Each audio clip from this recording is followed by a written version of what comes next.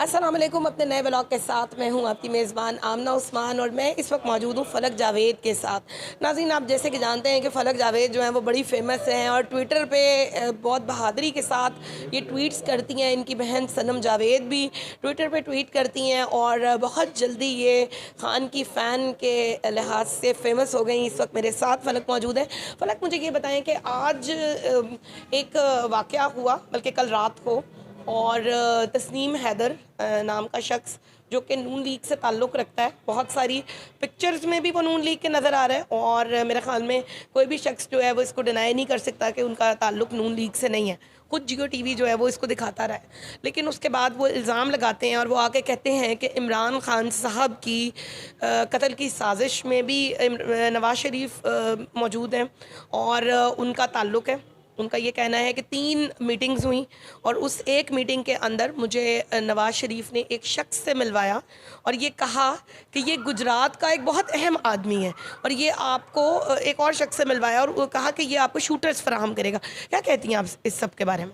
मैं कहूँगी कि ये नून लीग या जो उनको लाए हैं, जिन्होंने इन नमूनों को मुसल्लत किया है, उन्हीं नमूनों का कोई ड्रामा भी हो सकता है। मैं इसके ऊपर भी कोई अपनी राय देना इसलिए नहीं चाहूँगी क्योंकि 6 माह के अंदर पाकिस्तान के अंदर बहुत ड्रामे हो चुके हैं और किसी ड्रामा पर भी यकीन करना अक्लमंदी की बात नहीं है। तो मेरे ख्याल में कि 2-3 दिन ठहर जाना चाहिए क्योंकि आज एक सुनने में न्यूज़ तो ये भी आई है कि तस्नीम हैदर साहब भी जो हैं वो गायब हो गई हैं एफआईआर दर्ज करवाने के बाद। हाँ जी, तो अभी ज़रा ये थोड़ा सा देखें, एंजॉय करें, पॉपकॉर्न लेके बैठें। ये हमारा मसला नहीं है, ये मसला उनका है जो इनको लाए थे और ये मसला है जो मुसल्लत किए गए थे। उनका आपस का मसला, उनकी आपस की है, लेकिन उनको डराते हैं कोई निकाल के इल्ज़ाम लगाकर। आज उन्होंने हमारे के सासों की साई जो है वो तफसील जो है लीक कर दी है। तो मसला ये है कि इनके आपस के मसले साथ ही फिर उसकी इन्वेस्टिगेशन भी शुरू हो गई है। इन्वेस्टिगेशन शुरू होगी। मतलब ये समझते हैं कि जो अवाम है वो पागल है, इनकी तरह की अवाम बेवकूफ़ है। तो हम तो अवाम तो बहुत इन्जॉय कर रही है इनकी लड़ाइयों को आपस में कि पहले लाए थे इन्होंने, पहले 6 माह अवाम को परेशान किया। अब इनके परेशान होने की बारी है, अब ये परेशान होंगे इंशाअल्लाह ताला। हम तो इन्जॉय कर रहे हैं।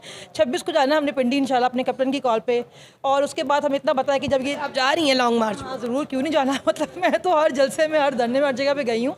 तो हम तो कब से वेट कर रहे थे खान साहब कॉल करें। तो मुझे तो यार मेरा दिल ये कहता है कि इंशाल्लाह वहाँ पे जाके हम यौम तशक्कुर मनाएंगे इंशाल्लाह।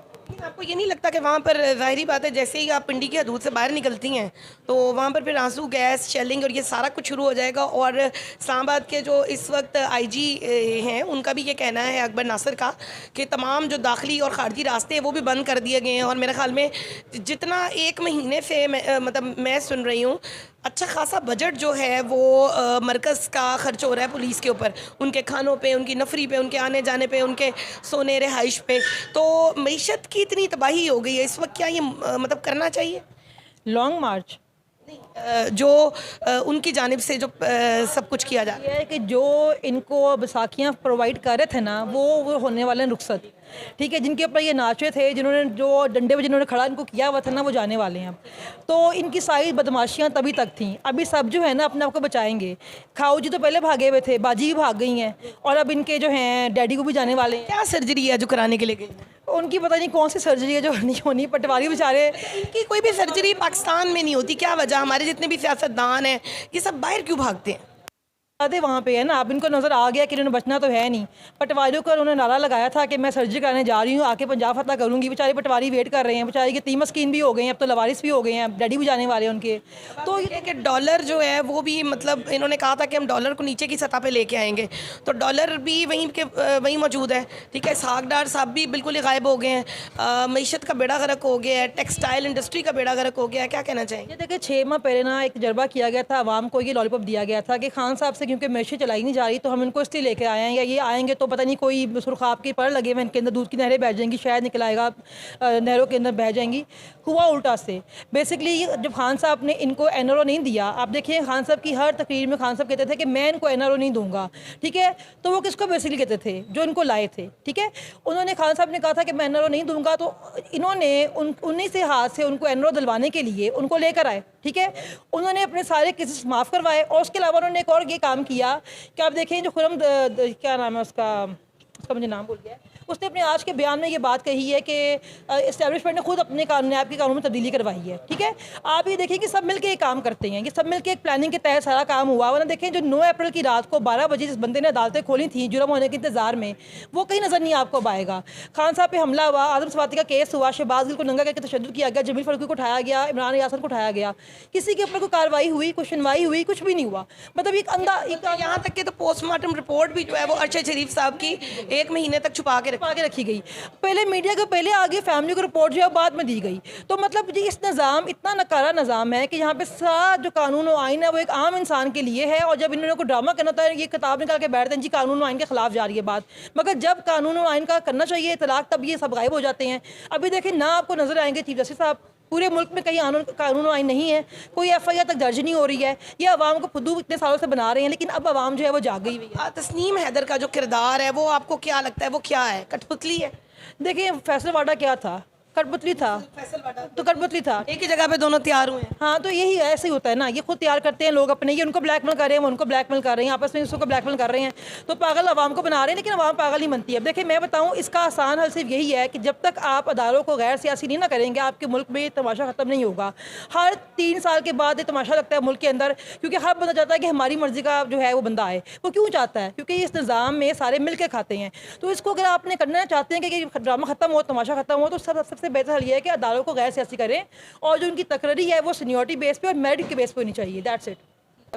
नाज़रीन मेरे साथ इस वक्त मौजूद हैं social media activist Ahmad Khokhar.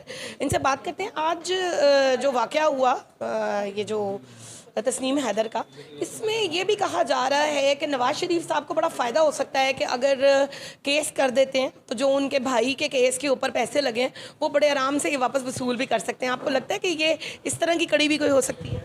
I think अस्सलाम वालेकुम जी, मेरे ख्याल से जी ये जो इन्होंने तस्नीम हैदर का जो शोशा लेके आए हैं सामने लोगों को बेवकूफ़ बनाने के लिए, वैसे आवाम तो वैसे बेवकूफ़ तो है नहीं। अब ये UK में इंग्लैंड में खड़े होकर जो बंदा किसी पर इल्ज़ाम लगाए वहाँ पर तो डेफेमेशन के बहुत स्ट्रॉन्ग लॉज हैं, तो इनके पास तो बड़ा अच्छा एक आ गया कि उसको ये लेके जाएँ अदालत में, उसको सू करें और वो तो अगर गलत होगा तो वो तो बच नहीं सकता, वहाँ पर तो बचना नामुमकिन है।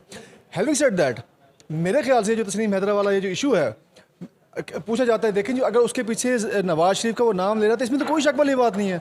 उसने नवाज शरीफ को, मरियम नवाज को, शहबाज शरीफ को, अरशद शरीफ ने इन लोगों को पूरी तरह एक्सपोज किया हुआ है। And we all know that how they work, और ये किस तरीके से अपने मुखालफिन को ये ख़त्म करते हैं, किस तरीके से इनको एडिकेट करते हैं।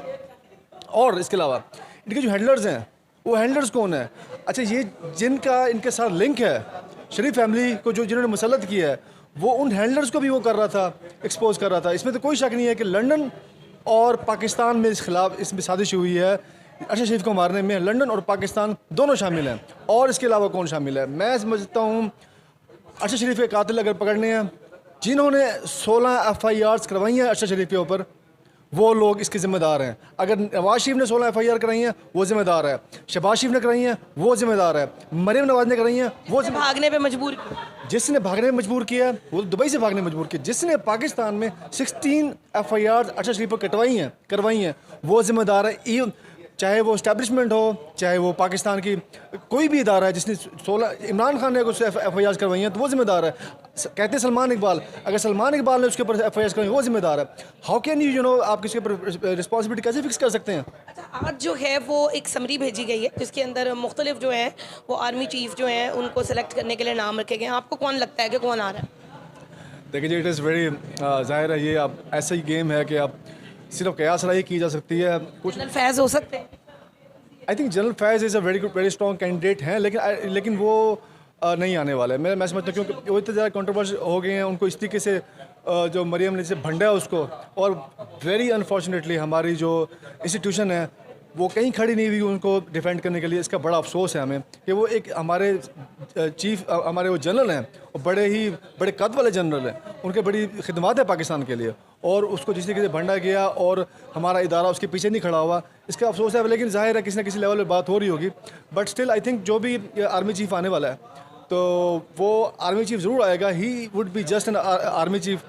हमारे लिए अब वो जो रोमांस था, वो जो पर्सनैलिटी वर्शिप थी वो ख़त्म हो चुकी है।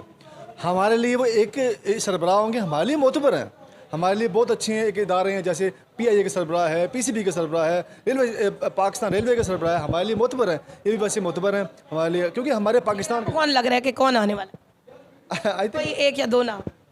इट्स वेरी कंट्रोवर्शियल, लेकिन अजहर अब्बास एंड और अजहर अब्बास और ये जो हमारे आसिम मुनीर के बारे में बहुत बात हो रही है। आई थिंक आसिम साहब तो मेरे ख्याल में रिटायर होने वाले हैं। जी मेरे ख्याल से अगर उनको रिटायरमेंट से अगर उनको दोबारा एक्सटेंशन दे दी जाती है कोई कानून वगैरह पास करके, तो आई थिंक जो नीचे जो लोग हैं वो इसको ज़्यादा जो उनमें ज़्यादा अच्छी चलिए, बाजवा साहब को पहले रिज़ाइन मतलब 2 दिन पहले जाना पड़ेगा। मुझे नहीं लगता कि इस तरह की कोई इजाज़त मिलेगी। या I think it is you know, लेकिन कुछ भी किया जा सकता है कि नवाज शरीफ साहब अपना आर्मी चीफ लगाने के लिए कुछ किसी भी हद तक जा सकते हैं अगर वो, लेकिन हमारे लिए तो जो भी आ जाए, जैसे इमरान खान साहब ने कहा, कोई भी आर्मी चीफ आ जाए वो हमारे लिए। पेज पे नवाज शरीफ और शहबाज शरीफ एक पेज पे हैं। आई थिंक नवाज शरीफ और शहबाज शरीफ तो एक पेज, शहबाज शरीफ तो किसी भी पेज पर है। शहबाज शरीफ की तो कोई औकात ही नहीं है। वो जिस पेज पर है वो उसने नवाज शरीफ की ही चलती है। नवाज शरीफ की चलती है। शहबाज शरीफ के तो ने तो अपने बूटों के ऊपर लोगों के ऊपर ज़बान रखी हुई है, उसका तो छोड़ दें। दोस्तों, थोड़ा बहुत इन्होंने इशारा कर दिया कि इनको लगता है कि ये बनेगा या वो बनेगा। देखते हैं कि ऊँट किस करवट बैठता है और पाकिस्तान की इतनी बड़ी सीट के ऊपर कौन आर्मी चीफ बनकर आ रहा है। अगले ब्लॉग तक के लिए अपनी होस्ट आमना उस्मान को दीजिए इजाज़त। अल्लाह हाफ़िज़।